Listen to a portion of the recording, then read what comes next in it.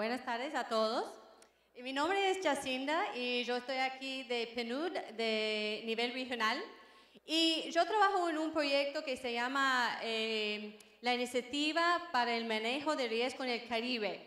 Y dado que la mayoría de los países en el Caribe son inglés hablantes y el proyecto de lo cual voy a hablar y enfocó en el Caribe inglés hablante, yo voy a dejar las pantallas en español, pero voy a hablar en inglés.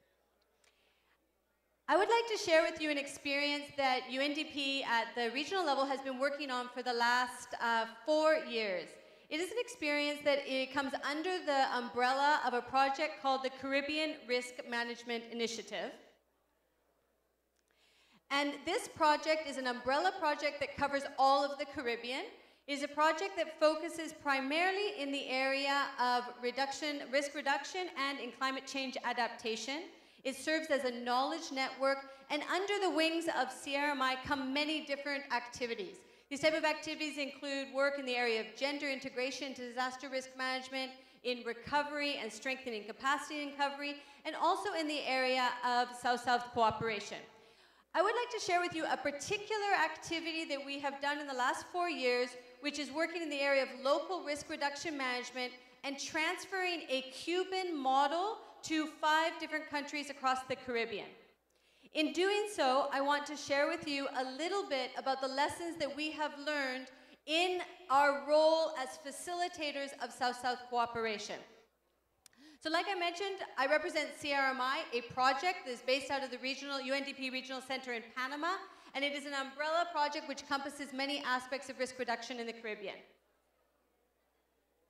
One of the areas that we work in particular is to strengthen local capacity in risk reduction management. How do we increase the capacity of local decision makers and local authorities to understand the risk in their territory and to make decisions, proactive decisions to reduce it?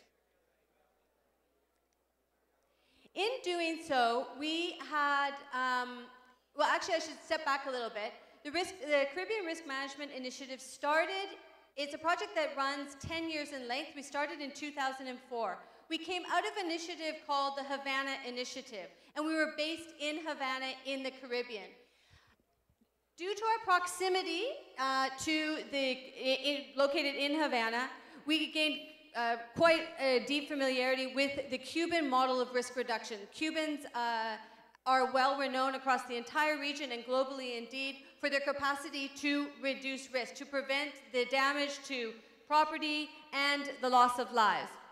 In 2005, the Cubans proposed a particular model, which was the Risk Reduction Management Center model. And this particular model was initiated with support from UNDP and then expanded across the island, and today there are over 81 risk reduction management centers in Cuba. A risk reduction management center is a very small professional team managed by 2 or 3 people located at the seat of local government. It actually sits in the same building as the seat of local government. This small professional team undertakes a variety of diverse tasks. Some of the tasks that they undertake are they facilitate risk analysis in their particular territory. They do old GIS mapping of that risk in their territory. They do risk and vulnerability studies in their territory. They work with community teams of all remote communities that are around them. They have a particular criteria that any community that is over 300 people that has the potential for being incomunicado or to be isolated in case of a disaster receives their particular support. They work in terms of facilitating communication networks from small community teams to the Risk Reduction Management Center and then up to the national level. They work in the area of particularly in consolidating a multidisciplinary approach to risk reduction management.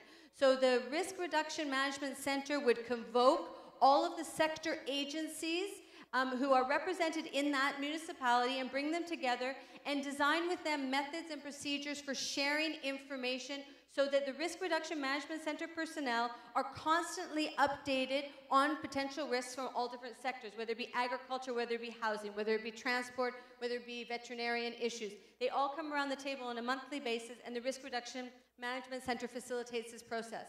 The Risk Reduction Management Center team, these 2 or 3 people, then take this information and they are in constant communication with the local authorities, the local political actors in the region, and they are informing them and creating awareness with them as to how they can better make decisions about risk reduction in their territory.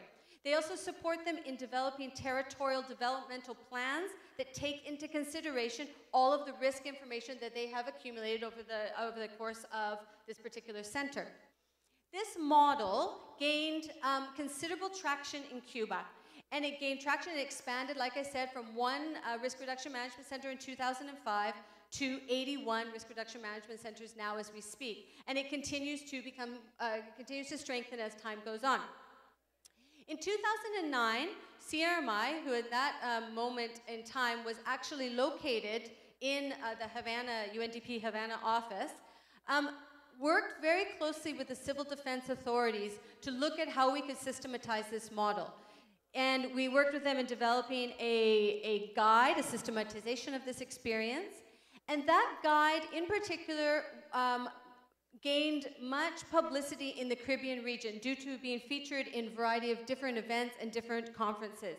And there was a considerable interest generated from other islands in the Caribbean who not only acknowledged the excellence in disaster management and disaster risk reduction that the Cubans presented to the rest of the region, but that they also were interested in having that particular model, or look at how that particular model could strengthen their own risk reduction approaches at the local level.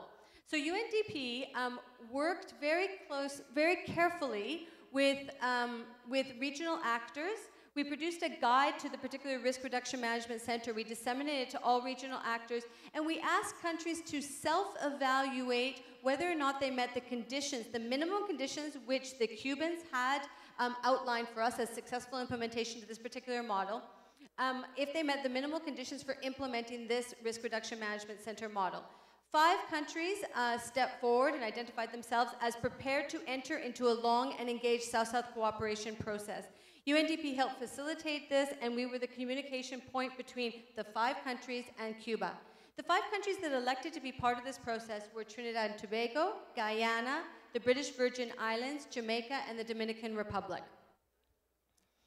Between 2010 and 2013, the Cubans, civil defense, and the environmental agency, as well as local branches of those 2 entities, provided a series of workshops and study tours. We started off first with a workshop that was targeted at UNDP actors in each of the 5 countries, plus their national disaster management equivalents, so the national disaster management authorities, the head of disaster management agencies in those 5 countries. Another study tour was targeted at local decision makers, so that local decision makers who were interested in adapting the RMC model would have a good understanding of what the model looked like in situ in Cuba. And then we provided a long and extensive training working with civil defense and with AMA and a university in Cuba to provide a training for the technical individuals who would be actually running the pilot projects in the respective communities.